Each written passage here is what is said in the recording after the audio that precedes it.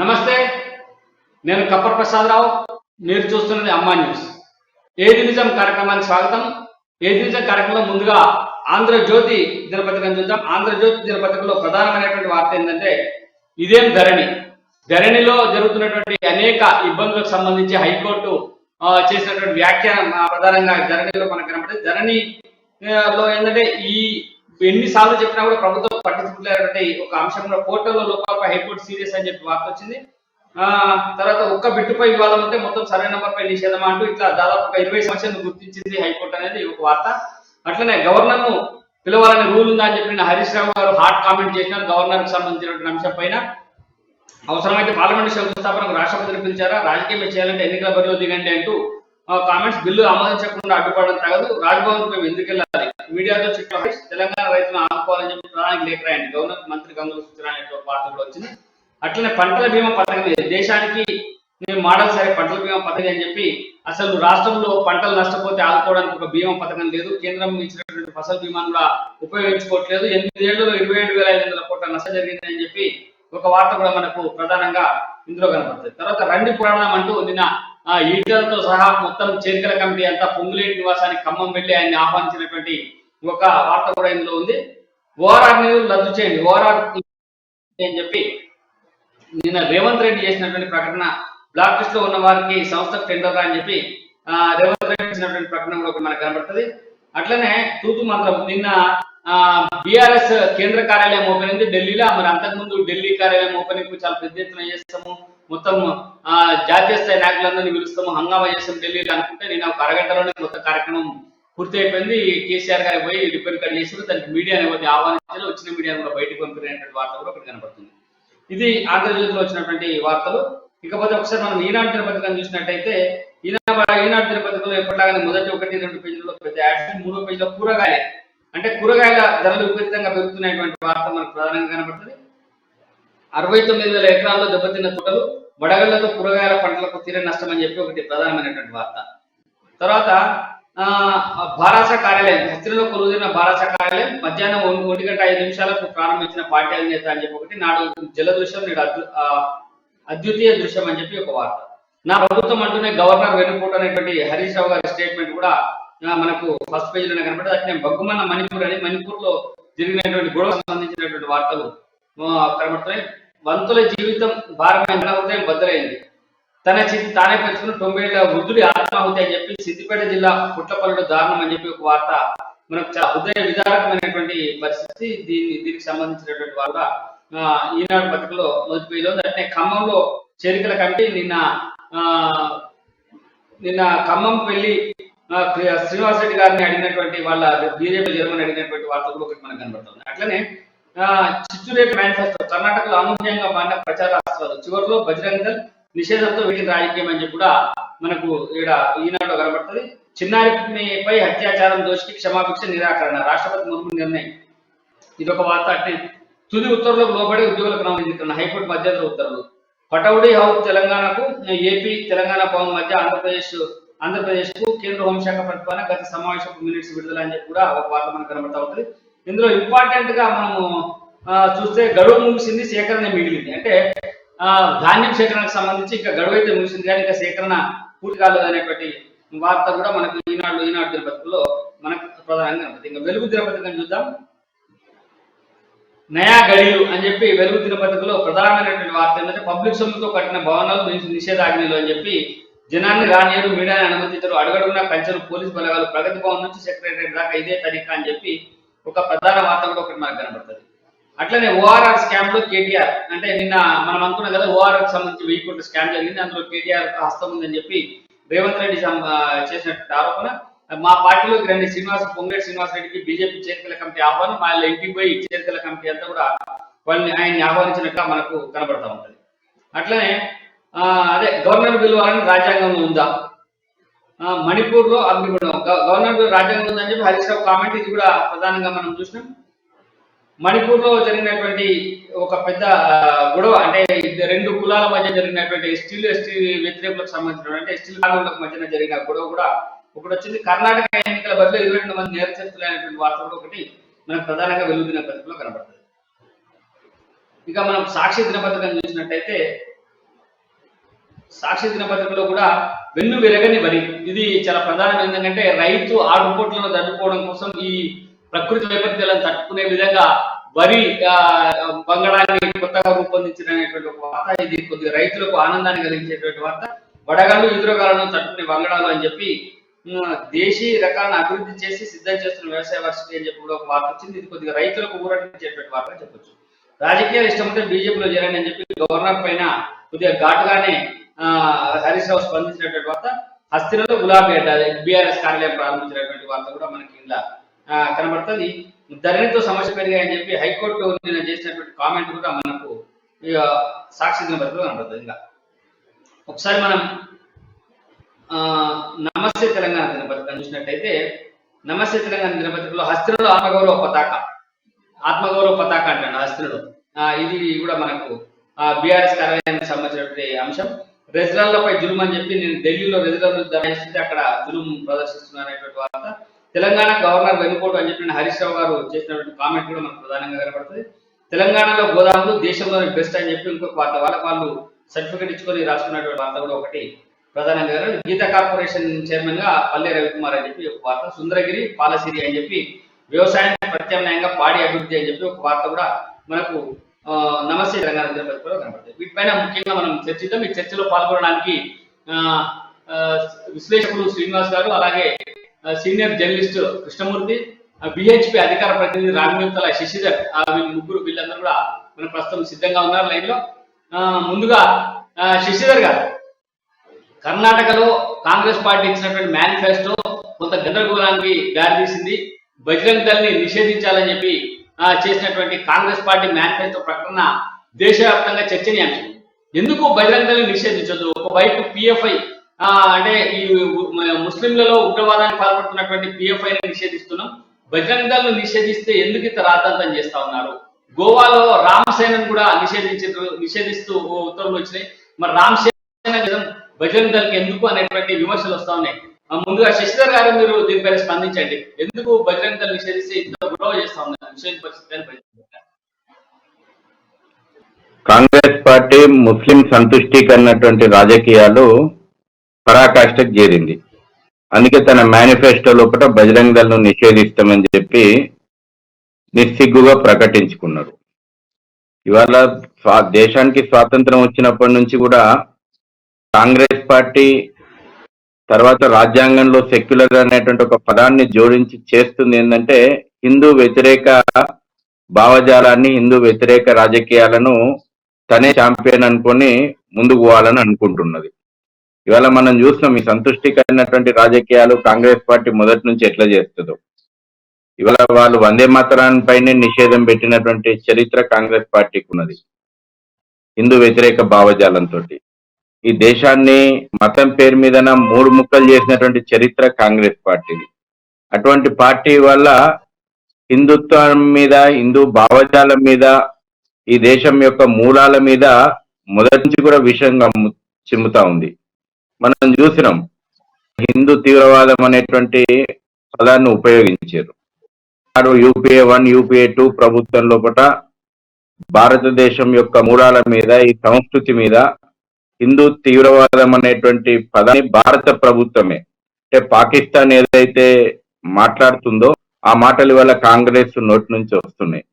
గతంలో మణిశంకర్ అయ్యర్ కూడా అవసరం అనుకుంటే మేము నరేంద్ర మోడీ ప్రభుత్వాన్ని దించడానికి, లేకపోతే భారతీయ జనతా పార్టీని అడ్డుకోవడానికి అవసరం అనుకుంటే పాకిస్తాన్ సహాయాన్ని కూడా తీసుకుంటామని చెప్పి పాకిస్తాన్ లో ప్రకటించినటువంటి చరిత్ర ఉన్నటువంటి కాంగ్రెస్ పార్టీ ఇవాళ పాకిస్తాన్ ఏదైతే ఆ పాకిస్తాన్ మాటల వల్ల భారతదేశంలో కూడా కాంగ్రెస్ నోటి నుంచి పడతా ఉన్నాయి. మనం చూసాం 2014 కంటే ముందు ఈ దేశంలో ఉన్నటువంటి సమాజాన్ని అణిచివేయడానికి మతహింస నిరోధక చట్టం పేరు మీదన ఒకదాన్ని చేసేటువంటి ప్రయత్నం కూడా, కుయుక్తులు కూడా కాంగ్రెస్ పార్టీ చేసింది. ఈ రోజున బజరంగ్ దళ్ ను నిషేధించాలి. ఎందుకు? బజరంగ్ దళ్ తీవ్రవాదానికి వ్యతిరేకంగా మాట్లాడుతుంది కాబట్టి బజరంగించాలన్నా? ఈ దేశంలో ఉన్నటువంటి తీవ్రవాద సంస్థలకు, ఇస్లామిక్ మతోన్మాద తీవ్రవాద సంస్థలకు బజరంగ్ దళ్ కు ముడిపెట్టి మాట్లాడడం ఏదైతే అక్కడే కాంగ్రెస్ యొక్క కుటిల నీతి, కుటిల రాజనీతి ఉన్నది. ఈ దేశంలో ప్రపంచం మొత్తం చూస్తున్నాం మనం. ఒక భారతదేశంలో ప్రపంచం మొత్తంలో కూడా తీవ్రవాదం ఎందుకు జరుగుతుంది, తీవ్రవాదులే తీవ్రవాదులే ఓపెన్ గా చెప్తున్నారు మేము తీవ్రవాదం ఏందో, మేము జిహాద్ ఎందుకు చేస్తున్నామని. ఇవాళ లవ్ జిహాద్ కు వ్యతిరేకంగా బజరంగ్ దళ్ కథం దొక్కుతుంది కాబట్టి ఇవాళ లవ్ జిహాద్ సమర్థించాలనుకున్నటువంటి వాళ్ళు బజరంగ్ దళ్ నిషేధించాలని అంటుందా? ఇవాళ మనం ఇంతకుముందు నేను చెప్పినట్టు తీవ్రవాదానికి వ్యతిరేకంగా మాట్లాడుతున్నందుకు ఇవాళ బజరంగ్ దళ్ నిషేధించి కాంగ్రెస్ అంటుందా? మత మార్పిడి నిరోధక చట్టాన్ని రద్దు చేస్తారు. ఈ దేశం లోపల ఒక కుట్రపూరితంగా మత మార్పిడులు జరుగుతూ ఉంటే దాన్ని మత మార్పిడులను అడ్డుకునేటువంటి ప్రయత్నం చేస్తుంటే ఇవాళ బజరంగ్ దళ్ నిషేధించాలని కాంగ్రెస్ మాట్లాడుతుంది. సిద్దిరామయ్య ఇదే కర్ణాటక మాజీ ముఖ్యమంత్రి, చెప్పండి. శశిధర్ గారు, సీనియర్ జర్నలిస్ట్ విశ్లేషకులు శ్రీనివాస్ గారు ఉన్నారు, వార్తలు శ్రీనివాస్ గారు చెప్పండి. బజరంగ్ దళ్ నిషేధం అంటే మత మార్పు వ్యతిరేకిస్తున్నందుకు నిషేధమా, లేకపోతే లవ్ జిహాదీని అడ్డుకుంటున్నందుకు నిషేధమా అని చెప్పి శశిధర్ గారు ఉన్నారు. నిజంగా బజరంగ్ దళ్ పైన నిషేధం అని కాంగ్రెస్ చేసినటువంటి కామెంట్ మేనిఫెస్టోలో పెట్టినటువంటి అంశాన్ని ఏ రకంగా చూస్తారు?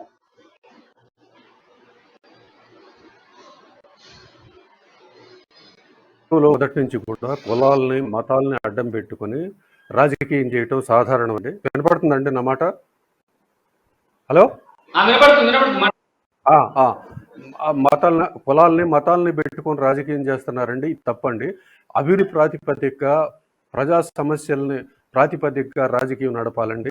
ఎలక్షన్ టైంలో ఈ విధంగా కులాలని మతాలని రెచ్చగొట్టి ఆయా వర్గాల యొక్క ఓట్లు ఉండటానికి ప్రయత్నాలు జరుగుతూ ఉన్నాయి. అయితే ఇక్కడ హిందుత్వకి అనుకూలంగా భారతీయ జనతా పార్టీ, మైనారిటీలకు అనుకూలంగా కాంగ్రెస్ పార్టీ రాజకీయం చేస్తూ ఉంది. అయితే అక్కడ మైనారిటీల ఓట్లు సంపాదించడం కోసం కాంగ్రెస్ పార్టీ బజరంగ్ దళని నిషేధిస్తామని చెప్పి వాళ్ళు చెప్తూ ఉన్నారు. అయితే దీన్ని అవకాశంగా తీసుకుని బజరంగ్ దళని ఏ విధంగా నిషేధిస్తారు, ఎట్లా చేస్తారు, హిందూ సంస్థలకు వ్యతిరేకం మీరు అని బీజేపీ చెప్తా ఉంది. సాక్షాత్తు ప్రధానమంత్రి కూడా ఓట్లు వేసేటప్పుడు జై బజరంగ్ బడి అని చెప్పి అనాలని చెప్పి మీరు దాన్ని అవకాశంగా తీసుకుని హిందువులను రెచ్చగొట్టి హిందువుల ఓట్లు కొల్లగొడదామని చెప్పి వాళ్ళు ప్రయత్నం చేస్తూ ఉంటే ఇటు ఎంఐఎం పార్టీ కొన్ని చోట్ల పనిచేస్తూ ఉంది. కాబట్టి ఎంఐఎంకి ముస్లింల ఓట్లు ఎంఐఎం పార్టీకి కానీ లేకపోతే ఇటు దేవగౌడ పార్టీ కానీ ఓట్లు ముస్లింల ఓట్లు పోకుండా తాము సంపాదించాలనే వ్యూహంతో కాంగ్రెస్ పార్టీ బజరంగ్ దళని నిషేధిస్తామని ఉన్నారు. అయితే ఈ విధంగా మతాలను రెచ్చగొట్టి కులాలను రెచ్చగొట్టి ఓట్లు సంపాదించడం పెద్ద తప్పండి. మీరు అభివృద్ధి చెప్పండి, ప్రజల యొక్క అభివృద్ధిని ఇట్లా ఫలానా విధంగా మేము అభివృద్ధి చేస్తాం, పేదరికాన్ని ఈ విధంగా రూపుమారుతాం, సమస్యలు ఈ విధంగా పరిష్కరిస్తామని చెప్పి రాజకీయాలు చేయాలి. ఒక అంశం కర్ణాటకలో జరుగుతున్నటువంటి ఎన్నికల్లో మొదలు మతాంశాన్ని పైకి తెచ్చింది ఎవరు, అంటే మతపరమైనటువంటి అంశాన్ని డిస్కషన్ పెట్టింది ఎవరు, బీజేపీ కాంగ్రెస్? కాంగ్రెస్ చెప్పిందండి. ఎందుకంటే బజరంగ్ దళని నిషేధిస్తామనేటప్పుడు ఒక్కసారిగా అది బీజేపీకి అవకాశంగా మారింది. అది బీజేపీకి అవకాశంగా తీసుకొని దాన్ని హిందువుల ఓట్లు సంపాదించడం కోసం వీళ్ళు ప్రయత్నం, వాళ్ళు మైనారిటీ ఓట్లు సంపాదించడం వాళ్ళు ప్రయత్నం, ఇద్దరూ మతం యొక్క కార్డు ప్రయోగించి ఓట్లు సంపాదించడానికి ప్రయత్నం చేసి దేశానికి మంచిది కాదు. ఈ విధంగా మతాలను రెచ్చగొడితే అది ముదిరిపోతే తీవ్రమైన హింస తీస్తుంది, గతంలో జరిగినాయి. కాబట్టి ఇది తప్పు. బాధ్యతాయుతమైనటువంటి రెండు పార్టీలు, గతంలో కాంగ్రెస్ దేశాన్ని పాలించింది, బీజేపీ పాలించింది, బాధ్యతారహితంగా పడవద్దు. బీజేపీ కాంగ్రెస్ రెండు పార్టీలు కూడా మతాన్ని అడ్డుకొని రాజకీయం చేస్తా ఉన్నాయి, అభివృద్ధి అనేటువంటి అంశాన్ని చెప్పట్లేదు అనేది మీ అభిప్రాయం? అవును అవును అవును. కృష్ణమూర్తి గారు, సీనియర్ జర్నలిస్ట్ కృష్ణమూర్తి గారు కూడా సిద్ధంగా ఉన్నారు. కృష్ణమూర్తి గారు చెప్పండి, శశిధర్ గారు మాట్లాడింది, శ్రీనివాస్ గారు మాట్లాడింది విన్నారు మీరు, ఈ ఇద్దరు మాట పైన మీ అభిప్రాయం? మతాన్ని ప్రాతిపదిక ఓట్లు అడగాలనుకోవడం రాజకీయ పార్టీలకు సరైనది కాదు. ఇది ఎవరి సిద్ధాంతము, ఎవరి విధానాలు, ఎవరి మేనిఫెస్టోలు వాళ్ళు ప్రకటించుకోవడం అనేది సాధారణం. కానీ ఒక మతాన్ని కించపరిచి ఇంకో మతాన్ని తో లబ్ధి పొందాలనుకోవడము, ఒక మతాన్ని ఒక బూచిగా చూపించి ఇంకో మతం వారిని దగ్గర తీసుకోవడం అనేది ఇది తప్పది. ఏదేమైనా కాంగ్రెస్ పార్టీ చేసినటువంటి మేనిఫెస్టోలో పేర్కొన్న అంశం కొంత వివాదాస్పదంగా మారింది. పిఎఫ్ఐ అనేది ఐఎస్ఐ ఉగ్రవాద ప్రేరేపిత సంస్థ. దాని మీద ఇప్పటికే ఎన్ఐఏ, నేషనల్ ఇన్వెస్టిగేషన్ ఏజెన్సీ దర్యాప్తు జరిపి పూర్తి స్థాయి ఆధారాలు సేకరించి కేంద్ర హోం మంత్రిత్వ శాఖకు సమర్పించిన తర్వాత దాని మీద నిషేధం విధించారు. ఇది విద్రోహకర సంస్థ, దేశంలో హింసను ప్రేరేపిస్తుంది, దేశంలో మత కలహాలకు కారణభూతం అవుతుందని చెప్పేసి ఎన్ఐఏ ఆధార్తో సహా నిరూపించింది. అయితే పిఎఫ్ఐని తీసుకున్న మనము ఒకటే అంశానికి పరిమితమైన కర్ణాటక రాజకీయాలలో కాంగ్రెస్ పార్టీ తన మేనిఫెస్టోలో బహిరంగ అంశాన్ని తీసుకున్న తర్వాత అనేక పరిణామాలు సంభవించినాయి, మార్పులు సంభవించినాయి. ఇందులో ఇందాక శ్రీనివాస్ గారు స్పష్టంగా చెప్పారు, మతపరమైనటువంటి అంశాన్ని రాజకీయాలలో తేవడం సరికాదు అని చెప్పి. అందులో ఆయనే చెప్పినారు ఏంటంటే మతపరమైనటువంటి అంశాన్ని మొదట లేవనెత్తింది కాంగ్రెస్ పార్టీ. మొదట కాంగ్రెస్ పార్టీ లేవనెత్తిన తర్వాత బజరంగ దళ్ చెప్పిన తర్వాత కూడా వ్యతిరేకమైనటువంటి పార్టీ బీజేపీ కావచ్చు, విశ్వ హిందూ పరిషత్ కావచ్చు, బజరంగ దళ్ స్పందించేటువంటి అవసరం ఉంటుంది కదా. స్పందించకుండా ఎట్లుంటారు, స్పందించాలి కదా. ఇప్పుడు బజరంగ దళ్ నిషేధిస్తామంటే బజరంగ దళ్ అడుగుతా ఉన్నది, నేను నన్ను ఎందుకు నిషేధిస్తానని చెప్పి బజరంగ దళ్ అడుగుతా ఉన్నది. మరి అది ఎట్లా మతపరమా? ఇప్పుడు ఒక మాట కాంగ్రెస్ పార్టీ చెప్పిన తర్వాత దానికి కౌంటర్ కూడా సహజం కదా. అది ఎట్లా జరుగుతుంది అని చెప్పి కాంగ్రెస్ పార్టీ చేసినటువంటి పొరపాటుగా వచ్చాది. ఖచ్చితంగా కాంగ్రెస్ పార్టీ ఎక్కడో ఏదో విషయంలో కొంచెం పొరపాటు చేసిందని భావిస్తాం. ప్రజల్లో కూడా అదే అభిప్రాయం ఉన్నది.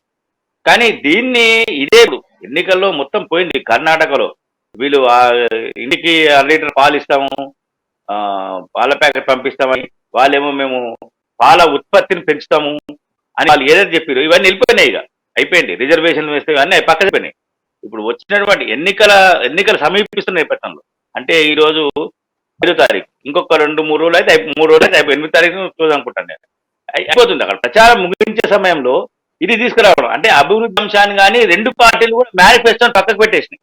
మేనిఫెస్టోల అంశాలను ప్రజల్లోకి వెళ్ళడానికి ప్రజల తీర్పును, అంటే మేము ఇచ్చిన మేనిఫెస్టో ఇది, దీని మీద మాకు తీర్పు చెప్పండి అని చెప్పే అవకాశం పోయి నీ మతం ఇది, నా మతం ఇది. ఆయన ఇక్కడ ప్రధానంగా శ్రీనివాస్ గారు చెప్పినటువంటి మాట, తర్వాత కృష్ణమూర్తి గారు చెప్పినటువంటి మాట ఏంటంటే మతాన్ని రాజకీయం చేయడం తగదు, మతాన్ని అడ్డం పెట్టుకుని ఓట్లు అడగడం. కాంగ్రెస్ పార్టీ ఏమో ముస్లిం మైనార్టీలను అడ్డం పెట్టుకుని ఓట్లు అడుగుతా ఉంది, బీజేపీ ఏమో హిందువులను అడ్డం పెట్టుకుని ఓట్లు అడుగుతా ఉంది. ఇది సరికాదు అని చెప్పి శ్రీనివాస్ గారు స్పష్టంగా చెప్పినారు.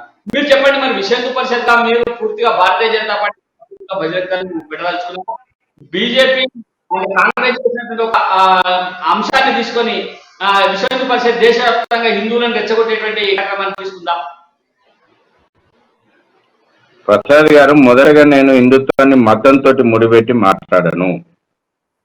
ఈ దేశ జీవన విధానం హిందుత్వం. అందుకే కాంగ్రెస్ పార్టీ మొదటి నుంచి కూడా, కాంగ్రెస్ పార్టీ పుట్టుకొచ్చిందే ఈ దేశ మూలాలకు వ్యతిరేకంగా పుట్టుకొచ్చినటువంటి పార్టీ. ఇప్పటికి కూడా వాళ్ళ నాయకత్వం, అధినాయకత్వం అందరు కూడా ఈ దేశ మూలాలు ఏం లేవు. నేను చాలా స్పష్టంగా చెప్తున్నా, స్వాతంత్రోద్యమ కాలం నుంచి కూడా చెప్తున్నా. నేను వందే మాత్రానికి జాతికి ఊపిరి పోసినటువంటి వందే మాతర గీతాన్ని పూర్తిగా బాధించింది. ఎవరిని బుజ్జగిస్తేందుకు మత రాజకీయాలు, ఎవరి మతానికి బుజ్జగింపు ధోరణిలో చేసింది ప్రసాద్ గారు. ఆ రోజున బీజేపీ కదా, దేశాన్ని మతం పేరు మీదన 3 ముక్కలు చేసినటువంటి పార్టీ ఏది ప్రసాద్ గారు? కాంగ్రెస్ కదా.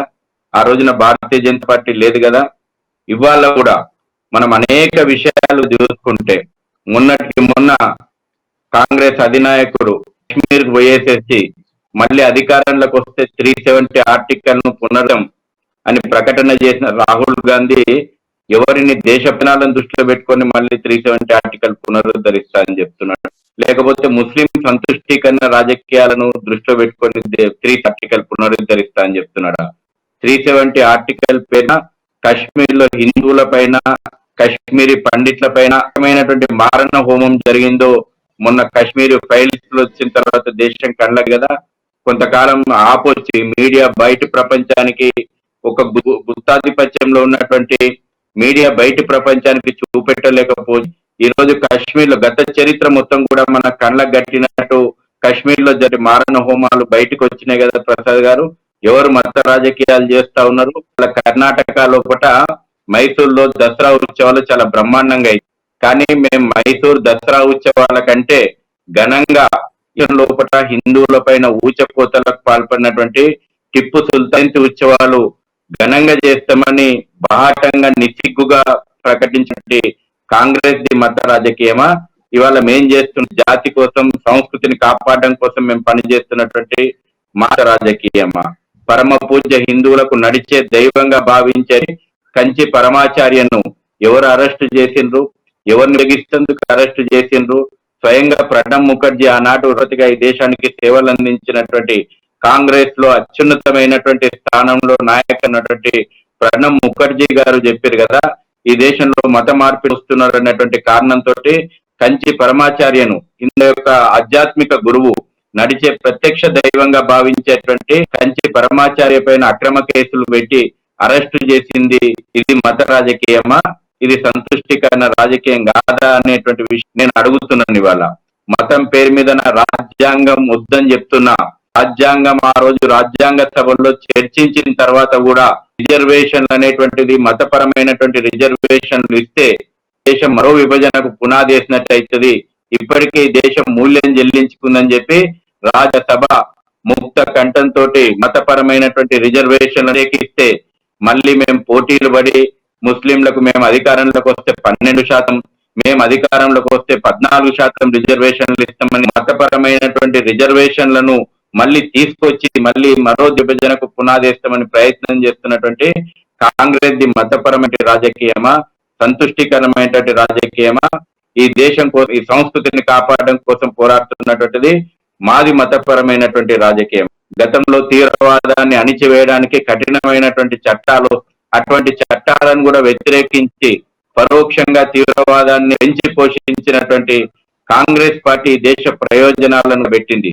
తన ఓటు బ్యాంకు రాజకీయాల కోసం, తన అధికారం కోసం పోటాటాంటి చట్టాలను కూడా వ్యతిరేకించినటువంటి చరిత్ర ఇవాళ కాంగ్రెస్ పార్టీది కాదా? అదే కాంగ్రెస్ పార్టీ, అదే హోంమంత్రి సేవలు అందించినటువంటి చిదంబరం ఒక పక్కన ఈ దేశ సంస్థ మూలాల పైన ప్రపంచంలో ఏ దేశం మాట్లాడలేదు హిందూ తీవ్రవాదం అని. ఇవాళ ప్రపంచ లోపల ఈ యొక్క సనాతనమైనటువంటి ధర్మానికి గౌరవం మొత్తం కూడా ఉంది. ఏ దేశంలో ఎక్కడి ప్రజలు అణిచివేతకు గురై భారతదేశం ఇంత తిండి పెట్టింది, ఇంత ఆశ్రయం ఇచ్చింది. ఇవాళ అనేక దేశ వాళ్ళ చరిత్ర లోపల గొప్పగా చెప్పుకుంటున్నారు మన దేశం గురించి, మన యొక్క సాంస్కృతిక మూలాల గురించి. ఇవాళ ప్రపంచంలో ఉన్నటువంటి అన్ని తెగలు, అన్ని మతాలు ఇక్కడ స్వేచ్ఛగా ఉంటున్నాయి. అటువంటి గొప్పదైనటువంటి సంస్కృతికి హిందూ తీవ్రవాదం అనేటువంటి ఒక అపవాదేసి గతంలో యూపీ ప్రభుత్వం ఎవరు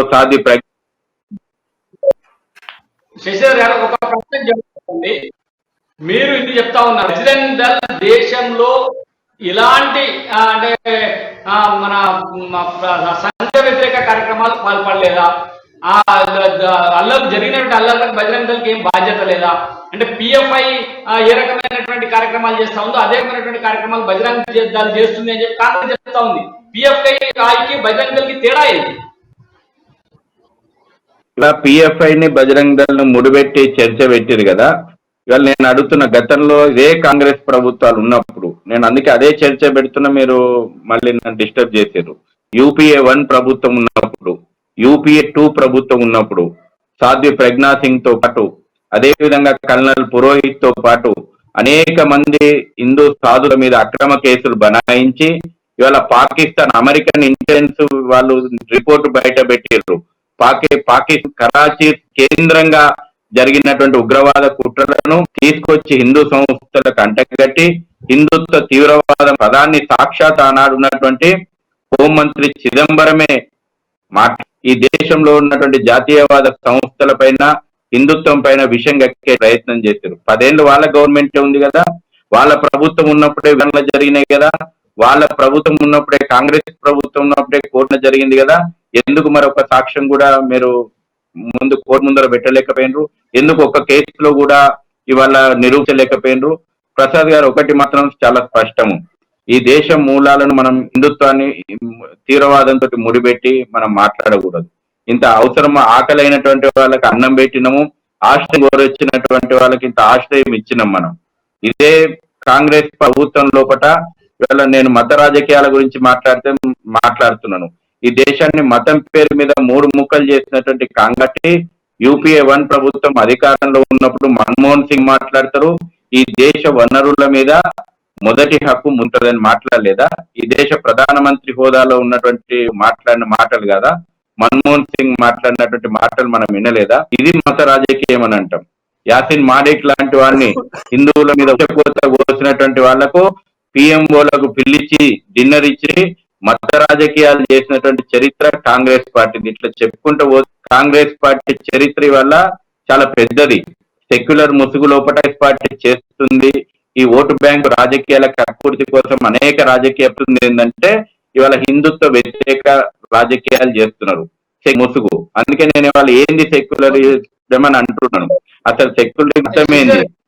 ఇవాళ సెక్యులరిజం అంటే అర్థం ఈ రాజకీయ పార్టీలేవే హిందుత్వాన్ని వ్యతిరేకించడమే సెక్యులరిజము, ఈ దేశం యొక్క మూలాలను హించడమే సెక్యులరిజము, ఓ పక్కన మైనార్టీలను మతం పేరు మీద గల్పరిజము, మెజార్టీ ప్రజలను రకరకాలుగా విభజించడమే సెక్యులరిజము. సెక్యులరిజానికి రాజకీయ పార్టీలు ఇస్తున్నటువంటి అర్థం. అందుకే నేను ఏమన్నా సెక్యులరిజం పేరు మీదనే ఈ దేశంలో కాంగ్రెస్ పార్టీ ముస్లింవాద రాజకీయాలను మొదటి నుంచి నడుపుతా ఉన్నది. దేశంత్రోద్యమం కాలం నుంచి కాంగ్రెస్ పార్టీ అదే రాజకీయాన్ని నడుపుతా ఉన్నది. హిందూ వ్యతిరేకాలనే కాంగ్రెస్ పార్టీ చేస్తా ఉన్నది. ఇంకో విషయం కూడా నేను స్పష్టంగా చెప్తున్నాను, కాంగ్రెస్ ఆధారంగా ఈ దేశం నడవదు, భారత రాజ్యాంగం ఆధారంగా దేశం నడుస్తుంది.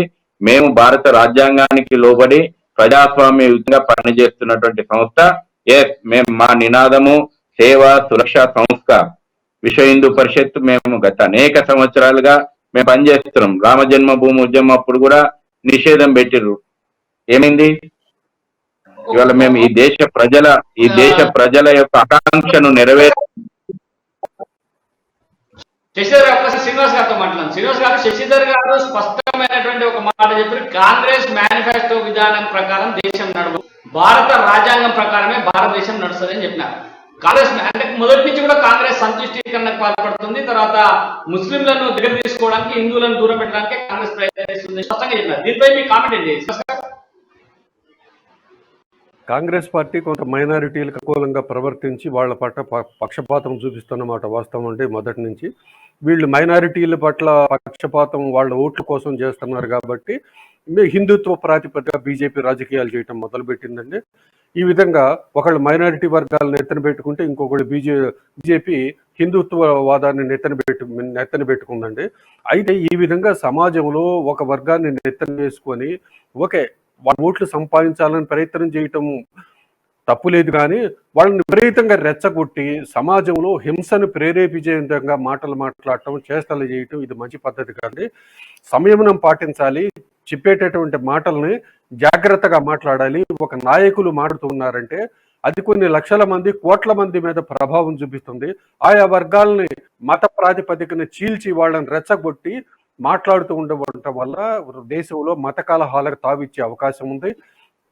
కాబట్టి ఈ విధంగా చేయటం మంచి పద్ధతి కాదండి. కొంత ఒక వర్గం వాళ్ళు తీవ్రవాదం వైపు, కొంత ముస్లిం వర్గం వాళ్ళు వెళ్ళి ఉన్న మాట వాస్తవము.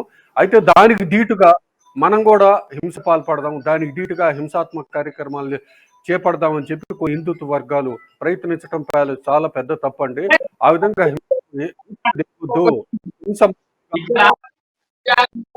కోర్టులు మనకు సంబంధించిన రాజ్యాంగం కూడా ఆత్మరక్షణ అనేటువంటి ఒక అంశాన్ని కల్పించింది. అంటే ఎవరైనా మన పైన దాడికి వస్తే మనం తిరిగి దాడి చేయొచ్చు. మనం చనిపోయేటువంటి క్రమం కనుక మనకు వస్తే మనం తిరిగి ఎవరైతే మన పైకి వచ్చారో వాళ్ళని హతమార్చడంలో తప్పు లేదు అని చెప్పి రాజ్యాంగం చెప్పింది. మనకు సంబంధించినటువంటి న్యాయశాస్త్రం, కోర్టు కూడా చెప్తా ఉంది ఆత్మరక్షణ అని.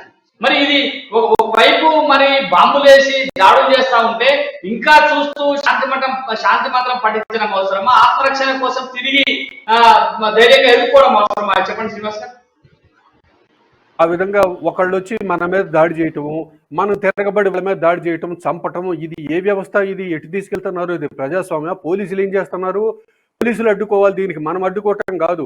పోలీసు వ్యవస్థని, రక్షణ వ్యవస్థని రాజకీయ జోక్యం లేకుండా నిష్పక్షపాతంగా వాళ్ళని పనిచేస్తే ఈ విధమైనటువంటి సంఘటనలు ఉండవు. దీంతో మతంలో రాజకీయం, కులాల్లో రాజకీయం, ప్రతి దాంట్లోకి రాజకీయం చొప్పించి ఒక వర్గం పట్ల కఠినంగా వ్యవహరించడం, లేకపోతే ఒక వర్గం పట్ల సానుభూతి ప్రకటించడం, ఈ విధమైనటువంటి రాజకీయాలు చేయటం, పోలీసులు చేతులు కట్టేయటం, ఈ విధంగా కులాలని, మతాలని పరిపాలనల యంత్రాంగంలోకి చొప్పించి ఈ విధమైనటువంటి విధానాలని చేయటం వల్ల జరుగుతుందండి. పోలీసులను సక్రమంగా పనిచేయించి ఈ విధంగా తీవ్రవాద దుశ్చర్యలకు పాల్పడకుండా పోలీసుల చేత కంట్రోల్ చేయాలి. వాళ్ళు ఒకళ్ళ మన మీద దాడి చేయటం, ఇంకొకళ్ళ మీద దాడి చేయటం, ప్రజలే దాడి చేసి కొట్టుకొని చంపుకునే హింసాత్మక ఒకటే మాటలో చెప్పాలంటే చట్టానికి వదిలేయాలి, చట్టాన్ని చేతిలో తీసుకోవడం సరికాదు. కృష్ణమూర్తి గారు చెప్పండి, మీరు దీనిపైన స్పందించండి. నిజంగానే చట్టాన్ని చేతిలో తీసుకోవడం సరికాదు అని చెప్పి శ్రీనివాస్ గారు చెప్తా ఉన్నారు. అట్లనే మేనిఫెస్టో కూడా కాంగ్రెస్ మేనిఫెస్టో కాదు అని చెప్పి శశిధర్ గారు కామెంట్ చేసినారు. ఈ రెండింటిపైన మీ అభిప్రాయం ఏంటి? కరెక్ట్ గా చట్ట సంస్థలు అమలు చేస్తే ఇవన్నీ ఇబ్బందులు ఉండవు. అమలు కాకపోవడంతో సెల్ఫ్ డిఫెన్స్ అనేది తెరపైకి వస్తున్నది, ఆత్మరక్షణ అనేది తెరపైకి వస్తున్నది. ఆత్మరక్షణ ఎందుకు వస్తున్నది? ఉగ్రవాదులు దాడులు జరిపి అమాయక ప్రజలను హతం చేయడము, హింసకు పాల్పడము, భయానక వాతావరణం సృష్టించి మాకు ఎదురిస్తే మేము మాట్లాడిన మాటకు సమాధానం ఇస్తే మీ అంతు తెలుస్తాం అన్నట్టు వాళ్ళ మీద కఠినంగా వ్యవహరించాల్సిన సంస్థలు కానీ, పోలీసులు కానీ, హోంశాఖ కానీ, డిఫెన్స్ కానీ, మిలిటరీ కానీ, ఏదైనా సరే, ఏ సంస్థలు అయినప్పటికీ, చట్ట సంస్థలు ఏవైనా సరే, అవి కరెక్ట్గా వ్యవహరించినప్పుడు మిగతా వాళ్ళు ఆ కోణంలో వెళ్ళరు. అవి లేకపోవడంతో ఇబ్బంది అవుతుంది. దురదృష్టవశాత్తు ఇప్పుడు ఏంటంటే పోలీస్ శాఖ మొత్తము అధికంలో ఎవరుంటే వాళ్ళకే వత్తాసు పలికే విధంగా తయారైపోయింది. పోలీస్ స్టేషన్కు వెళ్తే ఎఫ్ఐఆర్లు అధికార పార్టీ వాళ్ళు చెప్తే ఎఫ్ఐఆర్ నమోదు పరిస్థితికి వచ్చినాం మనం. అంటే పోలీసు వ్యవస్థ సరిగా లేదు. కాబట్టి ఎవరికి వారుగా ఇది హింసను ప్రేరేపించడం కాదు శ్రీనివాస్ గారు, నా అభిప్రాయంలో ఆత్మరక్షణ కోసం, అంటే ప్రజల్లో చైతన్యం కోసం, ఆత్మరక్షణ కోసం చేసేటువంటి ప్రయత్నాలు, ఉగ్రవాదుల దాడులు, ఉగ్రవాదుల దుశ్చర్యలను ప్రజల్లోకి తీసుకువెళ్ళి వాటి నివారణ కోసం ఎలా వ్యవహరించాలి, మనం ఎలా ఉండాలి అనే అంశాన్ని ప్రజల్లో లవ్ జిహాదీ ఉంది. లవ్ జిహాదీ విషయంలో ఎలా బలవుతున్నారు, ఎందుకు బలవుతున్నారు, ఎలా అమ్మాయిలు ట్రాప్ లో పడుతున్నారు, ముస్లిం యువకులు కానీ లేకపోతే మైనారిటీ యువకులు కానీ వాళ్ళంతా ఎలా అమరుతున్నారు, ఆ అమ్మాయిలను చైతన్యం తీసుకుని లవ్ జిహాదీని అరికట్టేందుకు ప్రయత్నాలు జరుగుతూ ఉన్నాయి. అందులో భాగంగానే ఈ బజరంగ్ దళ్ కానీ మిగతా సంస్థలు కొంత యువతలో చైతన్యం తీసుకొచ్చేందుకు ప్రయత్నం చేస్తా ఉన్నారు. ఆ ప్రయత్నం నచ్చగానే ప్రస్తుతము కర్ణాటకలో ఈ వివాదం ఇది మొదలైంది. ఈ రగడ ఇటు మైనార్టీ సంతుష్టీకరణ. శశిధర్ గారితో కూడా మాట్లాడదాం. నిజంగా లవ్ జిహాద్ అనేది ఊరికే కల్పితమైనటువంటి అంశమా, రాజకీయాల కోసం మాట్లాడుతున్నటువంటి అంశమా, నిజంగానే లవ్ జిహాద్ అనేది ఉందా? నిజంగా అంటే పిఎఫ్ఐ దీనికి పాల్పడుతుంది. ఐఎస్ఐ నిషేధం తర్వాత, ఎస్ఐఓ ఇస్లామిక్ స్టూడెంట్స్ ఆర్గనైజేషన్ నిషేధం తర్వాత దానికి మరో రూపంగానే పిఎఫ్ఐ వచ్చింది అని చెప్పి ఎన్ఐఏ చెప్తా ఉంది. పిఎఫ్ఐకి సంబంధించినటువంటి అనేక ఆధారాలను కూడా ఇచ్చింది. ఇది ఎక్కడ పుట్టింది, ఎట్లా పెరిగింది, ఎట్లా దేశంలోకి వచ్చింది అని చెప్పి. దీని వల్లనే లవ్ జిహాద్ అనేది ఒకటి కొత్తగా వచ్చింది. వీళ్ళందరూ హిందూ అమ్మాయిలను ముస్లింలు ట్రాప్ చేసి వాళ్ళను అనేక రకాలుగా హింసలు పెడతారని చెప్పి చెప్తా ఉన్నారు. నిజంగా శశిధర్ గారు ఇది ఒక కల్పితం లాగా అనిపించదా? ఊరికే లవ్ జిహాద్ పేరుతోటి మొత్తం అమ్మాయిలను ట్రాప్ చేసి దేశాన్ని విచ్ఛిన్నం చేస్తారు అనేది అంత తీవ్రంగా ఉందంటారా లవ్ జిహాద్ అనేది? మేము చెప్తూ ముస్లింలను వ్యతిరేకించడానికి మతం ఆధారంగానే మేము ముస్లింలను వ్యతిరేకిస్తూ మాట్లాడుతున్నట్టు అర్థమవుతుంది ప్రసాద్ గారు. 9 డిసెంబరు 2009 లోపల కేరళ క్యాథలిక్ చర్చ్ బహిరంగంగా లవ్ జిహాద్ మీద ఏ రకంగా క్రిస్టియన్ ఆయిలను ముస్లిం యువత ట్రాప్ చేసి బలవంతపు మత మార్పిళ్లకు పాల్పడుతున్నారో నేను డేట్ కూడా చెప్తున్నాను. 9 డిసెంబరు 2009 కేరళ క్యాథలిక్ చర్చ్ బహిరంగంగా లవ్ జిహాద్ మీద ప్రకటన చేసి. రెండో విషయం, కేరళ హైకోర్టు లోపల అనేక మిస్సింగ్ కేసుల ఉమ్మడిగా దర్యాప్తు జరుపుతున్నప్పుడు చాలా భయానకమైన సంఘటనలు వెలుగు చూసిన తర్వాత స్వయంగా కేరళ హైకోర్టు ఒక కుట్రపూరితంగా జరుగుతున్నటువంటి లవ్ జిహాద్ పైన ప్రభుత్వాన్ని చర్యలు తీసుకోమని ఆదేశించింది. ఇది దేశంలో ఒక పెద్ద కుట్రకు తెరదీసిర్రు. ప్రేమ ముసుగులో జరుగుతున్నటువంటి ఒక భయానకమైనటువంటి క్రీడ. ఈ పదం వాడింది విశ్వ హిందూ పరిషత్ బజరంగ్ కాదు ప్రసాద్ గారు, స్వయంగా కేరళ హైకోర్టు చీఫ్ జస్టిస్ ప్రేమ ముసుగులో జరుగుతున్నటువంటి ఒక భయానకమైనటువంటి క్రీడ లవ్ జిహాద్, దీని మీద సరైనటువంటి చర్యలు తీసుకోమని కేరళ ప్రభుత్వాన్ని ఆదింది. ఇప్పటి వరకు సరే ఈ రోజే కేరళ స్టోరీ అని లవ్ జిహాద్ ఇతివృత్తంగానే నిర్మించేటటువంటి సినిమా ఇవాళ రిలీజ్ అనుకుంటా. ఈ దేశంలో ఉన్నటువంటి ఇక కుహానా మేధావులు నిద్రలేస్తారు, సూడో సెక్యులరిస్టులు నిద్రలేసి గతంలో కాశ్మీరీ ఫైల్స్ విషయం జిమ్మినట్టే ఇవాళ నుంచి కూడా కేరళ పొరి మీద కూడా విషం జిమ్మేటువంటి ప్రయత్నం ప్రారంభమవుతుంది. కేరళలో అక్కడ చాంది గతంలో ఇదే సిపిఐఎం తరఫున ముఖ్యమంత్రిగా పనిచేసి ఉమెన్ చాందీ ప్రకటించిండు ఎంతమంది అమ్మాయి జిహాద్ కు బలైనరు. కేరళ కమ్యూనిస్టులకు కంచికోట అంటంగా గతంలో సిపిఐ పార్టీ లోపల అత్యున్నతమైనటువంటి కేంద్ర కమిటీలో పనిచేసినటువంటి వ్యక్తి లవ్ జిహాద్ పేరు మీద జరుగుతున్నటువంటి మీద మాట్లాడితే సిపిఐ పార్టీ నెక్స్ట్ డే ఆయనను బహిష్కరించింది. బహుశా బాలకృష్ణన్ అనుకున్న పేరు, తనను బహిష్కరి పార్టీ నుంచి. అంటే ఒక పార్టీ వాళ్ళకి కేవలం మేం లేవనటువంటి అంశమే కాదు, సమాజం ఎదుర్కొన్నటువంటి అతిపెద్ద సమస్య లవ్ జిహాద్. ఈ రోజు కూడా ఇవాళ నేను మాట్లాడుతున్నాను, ఇదే హైదరాబాద్ లోపల మీరు చర్చ పెట్టండి. ఇదే హైదరాబాద్ లో సెంటర్ గా ఉన్నటువంటి మీడియాని నేను అప్పీల్ చేస్తున్నాను. ఎంతమంది అమ్మాయిల మిస్సింగ్ కేసులు ఇవాళ హైదరాబాద్ లోపల, తెలంగాణ లోపల, జిల్లా హెడ్ క్వార్టర్ లోపల ఉన్నాయి. ఎక్కడికి పోయినరా అమ్మాయిలంతా? ముంబై బ్రోకర్ హౌస్లకు అమ్మబడ్డారా? దుబాయ్ షేక్లకు సప్లై చేయబడ్డారా? లేకపోతే సూట్ కేసులలో ప్యాక్ అయిపోయినరా? లేకపోతే నిర్మానుష్యమైనటువంటి ప్రదేశాల లోపల సజీవ దహనం చేయబడ్డారా? ఎక్కడున్నారా అమ్మాయిలు? ఇవాళ ఏ డీజీపీ నుంచి సమాధానం రాదు, హోంమంత్రి నుంచి స్పందన రాదు, తర్వాత ప్రభుత్వం నుంచి స్పందన రాదు. అనేక కేసుల లోపల తల్లిదండ్రుల అరణ్య రోదనగా మీతున్నది. నేను ఇవాళ ఛాలెంజ్ చేసి చెప్తున్నాను, ఇదే ఎక్కడ మండలాలనో, కాశ్మీర్లోనో, లేకపోతే వెస్ట్ బెంగాల్నో కదా, హైదరాబాద్ లవ్ జిహాద్ పెద్ద అడ్డగా మారింది.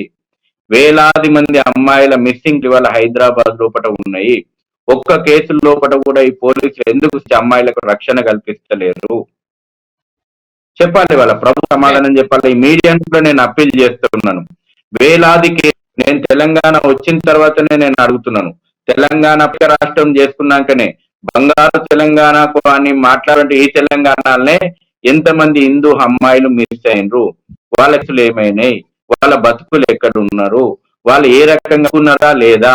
ఒక సమగ్రమైనటువంటి శ్వేతపత్రం ఈ ప్రభుత్వానికి రిలీజ్ చేయమనండి. దాస్తున్నారు, నిజాలు దాస్తున్నారు, భయంకరమైన కుట్రకు కొమ్ము కాస్తా ఉన్నారు.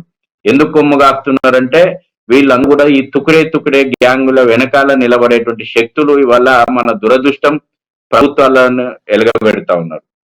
ఇదే కాంగ్రెస్ పార్టీకి మళ్ళీ వస్తా నేను. మనం ఇంకొక అంశంలోకి వెళ్దాం. మీరు చెప్పినటువంటి అంశంలో ఈ ప్రభుత్వం శ్వేతపత్రం విడుదల చేయాలనేది సరైనటువంటి డిమాండ్. ఇది అనుకున్న ప్రభుత్వం కూడా విషయాలు ఏమైనా స్పందించలేమో చూద్దాం. మనం ఇంకొక అంశం ఏంటంటే ఇది కూడా రాజ్యాంగపరమైనటువంటి అంశమే. నిన్న హరీష్ రావు గారు గవర్నర్ గారి విషయంలో హాట్ కామెంట్ చేసినారు. గవర్నర్ గారు తన ప్రభుత్వం అంటూనే ప్రభుత్వానికి వెన్నుపోటు పొడుస్తా ఉన్నారు. అవసరం అనుకుంటే వాళ్ళు రాజకీయాల్లోకి రావచ్చు, బీజేపీలో చేరవచ్చు, సిద్దిపేటలోనే పోటీ చేయొచ్చు అని చెప్పి చాలా వ్యంగ్యంగా రకరకాల కామెంట్ చేసినారు ఆయన. అంటే గవర్నర్ వ్యవస్థను ఈ రకంగా అవమానపరచాల్సినటువంటి అవసరం ఉందా? ఇది శ్రీనివాస్ గారు ఒకసారి మీరు చెప్పండి, ఈ గవర్నర్ వ్యవస్థ పట్ల హరీష్ రావు గారు చేసినటువంటి కామెంట్స్ నువ్వు ఎట్లా తీసుకోవచ్చు శ్రీనివాస్ గారు? పాలనను వదిలిపెట్టి గవర్నర్ మీద పట్టడం ఇది సరైంది కాదండి. వీళ్ళకి గవర్నర్ ఏం చేస్తే వీళ్ళకి ఎందుకు? గవర్నర్ గురించి వీళ్ళు అసలు ఎందుకు కామెంట్ చేస్తున్నారు? గవర్నర్ మీద ఎందుకు ఇంత కాన్సన్ట్రేషన్ చేస్తున్నారు? వీళ్ళు ఏదన్నా ఎలక్షన్లో పోటీ చేస్తే ఆ గవర్నర్ గెలవకుండా వీళ్ళని అడ్డుకుంటున్నారా? వీళ్ళ రాజకీయానికి ఏమన్నా అడ్డం వస్తున్నారు? దేనికి అడ్డం వస్తున్నారు? ఇవాళ అకాల వర్షాలతోటి విపరీతంగా వర్షాలు గురి లక్షల ఎకరాల్లో పంటలు నాశనం అయిపోయి లబోదిబోమంటూ రైతులందరూ ఏడుస్తూ ఉన్నారు. ఆ సమస్యను రైతుల దగ్గరికి పోయి వాళ్ళని పరామర్శించి వాళ్ళకి నష్టపరిహారం ఇవ్వాలి.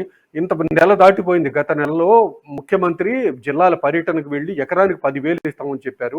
నెలన్నర అయిపోయింది. ఇంతవరకు 10 రోజుల్లో ఇస్తామని చెప్పారు. ఇంతవరకు ₹1 కూడా రైతులకు ఇవ్వలేదు. వాళ్ళు ఏడుస్తున్నారు. ఒక పక్క ఉద్యోగాలు నిరుద్యోగులు టీఎస్పీఎస్సీ వాళ్ళు సంవత్సరాల తరబడి వాళ్ళ జీవితాలు మొత్తం ఆ పరీక్షల కోసం దారపోసి వాళ్ళ పరీక్షలు రాస్తే ఆ పేపర్ లీక్ అయిపోయి వాళ్ళు జీవితం అగమ్యగోరం అయితే దాని మీద దృష్టి పెట్టరు. ప్రజా సమస్యల మీద ఒక పక్క వర్షాలు పడి మేవాళ్ళు పిల్లలు పడి కొట్టుకుపోతూ ఉంటే దాని మీద దృష్టి పెట్టరు. కుక్కలు గచ్చి పిల్లలు చచ్చిపోతే దాని మీద దృష్టి పెట్టరు. ఈ విధంగా ప్రజా సమస్యలను వదిలిపెట్టి గవర్నర్ మీద దృష్టి పెట్టండి. వీళ్ళు గవర్నర్ ఏం చేశారు? ఓకే, గవర్నర్ నచ్చలేదు, వదిలేసి గవర్నర్ గురించి. గవర్నర్ వీళ్ళ ఓట్లు ఏమన్నా అడ్డుకుంటుందా? అవి నచ్చలేదు, బీజేపీ పార్టీకి చెందిన వస్తే ఆమె గురించి వీళ్ళకి ఎందుకంటే ఇలా సమస్యల నుంచి దృష్టి మళ్లించి ప్రజల్ని ఏదో మభ్యపెట్టడం ప్రయత్నం చేయటం తప్ప గవర్నర్ గురించి వాళ్ళు పట్టించుకోవాల్సిన అవసరం లేదు, కామెంట్ చేయడం అవసరం లేదు. సుమతి గారు, గవర్నర్ వ్యవస్థ అనేది రాజ్యాంగ పరంగా సంక్రమించినటువంటి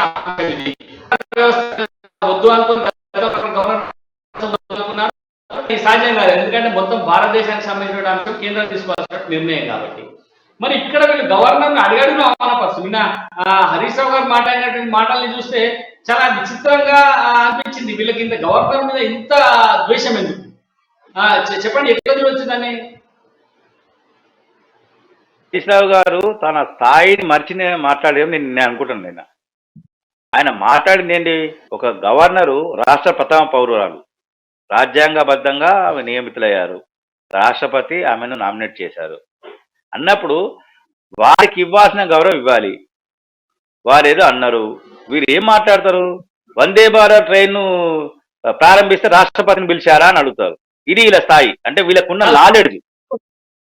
నాలెడ్జ్ ఇదన్నమాట. దాన్ని కూడా చెప్పారు. పార్లమెంట్ శంకుస్థాపనకు రాష్ట్రపతిని పిలిచారా అన్నారు. తర్వాత వందే భారత్ రైలు మీ రాష్ట్రపతికి పిలిచారా అని అడిగారు అన్నారు. చిట్ చాట్ లో మాట్లాడినా. నేనేమంటానంటే ఏ దానికి ఇబ్బంది కలగాలి. ప్రసాద్ గారు ఒక్క నిమిషం. జిల్లా కలెక్టరేట్లను ప్రారంభించారు ఎన్నో కేసీఆర్ గారు. గవర్నర్ ఎప్పుడు అభ్యంతరం చెప్పలేదే, నన్ను విలువలేని మాట్లాడలేదే.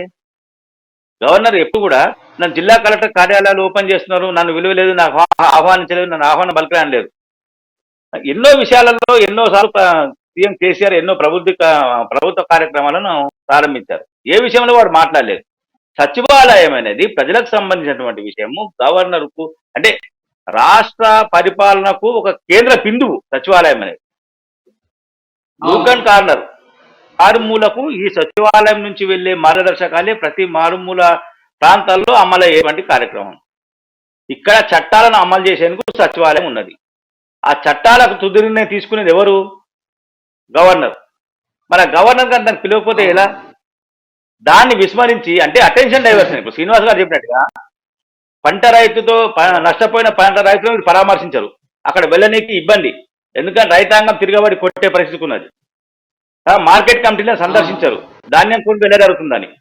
దానికి ఎందుకంటే అక్కడ మార్కెట్లో ఉన్న రైతులు తన్నే పరిస్థితికి వచ్చారు. ఇక్కడ వరదలు హైదరాబాద్ లో నానాలో పడి చనిపోతే పురపాలక శాఖ మంత్రి స్పందించరు. ప్రతి విషయాన్ని స్పందిస్తారు, కానీ ఆయన సంబంధించిన విషయాన్ని స్పందించరు. ఎక్కడో ఏదో జరిగితే హోంమంత్రి డీజీని ట్వీట్ చేస్తారు, కానీ ఈ విషయంలో మనకు జరిగినటువంటి పురపాలక శాఖ ఇదే అంశంలో మనం ఒకసారి శశిధర్ గారితో కూడా మాట్లాడిన తర్వాత మళ్ళీ నేను దగ్గరికి వస్తాను. శశిధర్ గారు, నిన్న గవర్నర్ ని పిలవకపోవడం, తర్వాత రెండో పిలవాలని రాజ్యాంగంలో ఉందా అని చెప్పి ఒక వ్యంగ్యమైనటువంటి కామెంట్ హరీష్ రావు గారు చేశారు. ఎట్లా చూడాలి దీన్ని? 2014 నుంచి తెలంగాణ రాష్ట్రంలో ప్రజాస్వామ్యం ఉందా అని నేను ఇవాళ మిమ్మల్ని అడుగుతున్నా. ఉందని మీరు భావిస్తున్నారా? ఉన్నట్టు మీకు కనబడుతుందా? రాచరికపు పాలన నడిపేటోళ్లకు రాజ్యాంగ వ్యవస్థల మీద గౌరవం ఉంటుంది అనేటువంటిది మనం ఎక్స్పెక్ట్ చేయొద్దు. ఏ రోజు ఇవాళ మనం చూస్తున్నాం ప్రతి భవన్ పాలన ఎట్టుంది.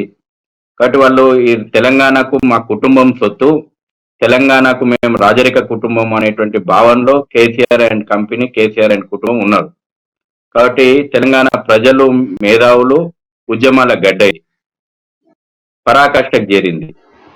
మీ యొక్క అప్రజాస్వామిక విషయాలు పరాకాష్ఠకు చేరినాయి. కాబట్టి తప్పకుండా ప్రజాస్వామ్య బద్ధంగానే వాళ్ళు కేసీఆర్ కుటుంబానికి, కేసీఆర్ కుటుంబ రాజరిక పోకడలకు ప్రజలు బుద్ధి చెప్పేటువంటి రోజు దగ్గరలోనే ఉన్నది.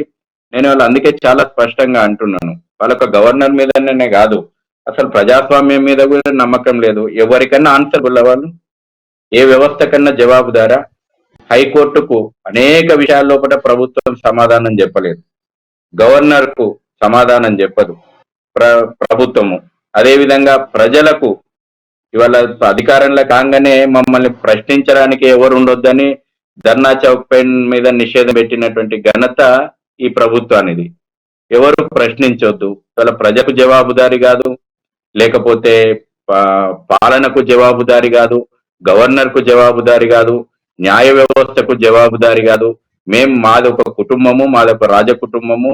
ఈ తెలంగాణ బంగారు తెలంగాణ లోపల మా కుటుంబం కోసమే బంగారు తెలంగాణ సాధించుకున్నాం అనేటువంటి రాజరిక పోకట్ లోపల కేసీఆర్ ఉన్నాడు. అందుకే ఇవాళ నన్న కనీసం సెక్రటరియట్ ఓపెన్ అయిన తర్వాత నన్న ప్రగతి భవన్ తలుపులు ఇంతకాలం ప్రజలకు అందుబాటులో లేదు. సరే, సెక్రటరియట్ కొత్త ఆర్భాటాలతోటి సెక్రటరియట్ కట్టుకున్నాకనన్నా ఓపెన్ అయినాక ప్రజలకు మంత్రులు గాని, లేకపోతే ముఖ్యమంత్రి గాని, లేకపోతే అధికారులు గాని అందుబాటులో ఉండి ప్రజా సమస్యలు ఇంటరేమో అనే నమ్మకం ఉండే. ఓపెన్ అయినాక ఇన్ని రోజులకు మనం చూస్తున్నాం సెక్రటరియట్ లో కూడా సామాన్యమైనటువంటి ప్రజలకు అందుబాటులో ఇవాళ పరిపాలన లేదు. ప్రగతి భవన్ ఏ విధంగా ముఖ్యమంత్రి గారు మౌఖిక ఆదేశాలు జారీ చేసిండ్రు, సచివాలయంలోకి ఎవరిని రావద్దు, కఠినమైనటువంటి చర్యలు తీసుకోవాలి అని చెప్పి అధికారులకు మౌఖిక ఆదేశాలు జారీ చేసిందని కూడా 5 పత్రికలో వచ్చింది. శ్రీనివాస్ గారు, ఎట్లా ఇది సచివాలయం అంటే ఏమన్నా వాళ్ళ సొంత ప్యాలెసా, లేకపోతే వాళ్ళ కేసీఆర్ గారు వాళ్ళు సొంతంగా వాళ్ళ కుటుంబ నిధి నుంచి ఏమైనా దాన్ని కట్టుకున్నారా? ఎట్లా చూడాలి శ్రీనివాస్ గారు? ఎవరు సచివాలయంలోకి రావద్దు, మాట మాట్లాడితే గవర్నర్ కూడా రానియమని చెప్పేటువంటి విధంగా వీళ్ళ చర్యలు బెదిరింపున్నాయంటే ఇదేంటి ప్రజాస్వామ్యానికి ఏమైనా శోభనిస్తుందంటారా శ్రీనివాస్ గారు? ఇది అత్యంత దారుణమైనటువంటి విషయం అండి. ఇది అసలు ప్రజాస్వామ్యంలో ఉన్నామా, రాచరిక వ్యవస్థలో ఉన్నామా మేము అర్థం కావట్లేదు. అసలు ఆ సచివాలయమే ఒక రాచరిక పోకట చిహ్నంగా మనకు కనపడుతూ ఉంది. మహారాజులు ఆ విధంగా ప్యాలెస్లు కట్టుకొని బ్రహ్మాండంగా నవాబులు పాలించేవాళ్ళు. ఆ విధంగా అసలు అంత 1600 కోట్లు పెట్టి ఆ సచివాలయం కట్టాల్సిన అవసరం ఏం వచ్చింది? ఎందుకు కట్టారు? అసలు పాత ఉమ్మడి రాష్ట్రానికి మొత్తానికి ఆంధ్రప్రదేశ్ రాష్ట్రానికి సరిపోయినటువంటి సచివాలయం ఒక తెలంగాణ రాష్ట్రానికి సరిపోలేదని చెప్పి దాన్ని కూల్చేశారు. ప్రతిపక్షాలు అడ్డుకున్నాయి, కోర్టులకు పోని, ఎంత మొత్తుకున్నాయి, ప్రజాధనం వినియోగం అయిపోతుందని చెప్పినా కానీ మొండిగా అర్ధరాత్రి పూట కూల్చివేశారు. ఎందుకు కూల్చివేశారంటే వాస్తు పిచ్చి. ముఖ్యమంత్రికి వాస్తు పిచ్చి పట్టుకుంది. ఈ సచివాలయం నుంచి పాలించినటువంటి ఏ ముఖ్యమంత్రి కొడుకు మళ్ళీ ముఖ్యమంత్రి కాలేదు. ఈ రోజు నా కొడుకు ముఖ్యమంత్రి కావాలంటే ఈ సచివాలయం ఉండవద్దు అని కూల్చివేశారు. ఎందుకు నేను వాస్తు కోసం కూలగొట్టారంట అని పూర్తి ఆధారం ఉంది. ఎందుకంటే గతంలో 2016 నుంచి ముఖ్యమంత్రి సెక్రటరీకి పోకుండా ఇప్పుడు కొత్త సచివాలయం కట్టి నాకు పోతున్నారంటే వాస్తు కోసమే కదా. వాస్తు బాగలేదనే కదా పోలేదు. ఎందుకు పోలేదు? గతంలో ఏ ముఖ్యమంత్రి ఈ విధంగా సచివాలయానికి పోకుండా పాలించలేదు. ఇంత ఖరీదైనటువంటి సచివాలయం ప్రజలకు అవసరమా? ఒక పక్క డబుల్ బెడ్రూమ్, సార్ ఒక్క నిమిషం డబుల్ బెడ్రూమ్ ఇల్లు 3 కట్టిస్తామని చెప్పి ఇంతవరకు డబుల్ బెడ్రూమ్ ఇల్లు ప్రజలకి ఎక్కడా కట్టించలేదు. ఈ భవనాలు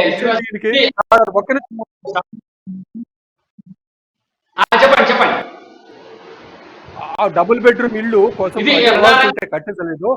100 కోట్లు పెట్టి అంతకుముందు వైఎస్ రాజశేఖర రెడ్డి టైంలో ముఖ్యమంత్రి నివాసానికి బిల్డింగ్ కట్టిస్తే ఆ బిల్డింగ్ తనకు నచ్చలేదని 100 కోట్లు ప్రభుత్వ భవనాలు కూల్చి ఇల్లు కట్టించుకున్నారు.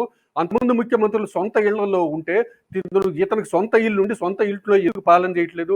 ఇప్పుడు ఢిల్లీలో బ్రహ్మాండమైనటువంటి రాజభవన్ ప్యాలెస్ ఒకటి కట్టి ఆడ కార్యాలయం కట్టించాడు. మొత్తం అన్ని నియోజకవర్గాల్లో ఎమ్మెల్యేలకు బిల్డింగ్లు కట్టించేశారు. అన్ని జిల్లాల్లో పార్టీ కార్యాలయాలు కట్టించుకున్నారు. కానీ పేద వెచ్చించారు. 9 సంవత్సరాలుగా డబుల్ బెడ్రూమ్ ఇళ్లను కట్టలేనటువంటి ప్రభుత్వం 1600-1700 కోట్లు పెట్టి సచివాలయ భవనాన్ని అయితే కట్టుకుంది అనేది స్పష్టంగా మనకు అర్థమైంది. ఈ రాష్ట్రంలో ప్రజాస్వామ్యం లేదు, కేవలం కల్వకుంట్ల కుటుంబ పాలన మాత్రమే సాగుతుంది అనడానికి ఇది ప్రత్యక్ష ఉదాహరణగా చెప్పొచ్చని చెప్పి స్పష్టంగా మనకి ఈరోజు చర్చలో అర్థమైంది. ఇది ఈ రోజు ఎదిరిజం కార్యక్రమం. ఈ చర్చలో పాల్గొన్నటువంటి BHP అధికార ప్రతినిధి శశిధర్ గారికి, కృష్ణమూర్తి గారికి అమ్మా న్యూస్ తరఫున కృతజ్ఞతలు. తిరిగి మనం మళ్ళీ రేపటి ఎదిరిజం కార్యక్రమంలో కలుద్దాం. అంతవరకు సెలవు. నమస్తే.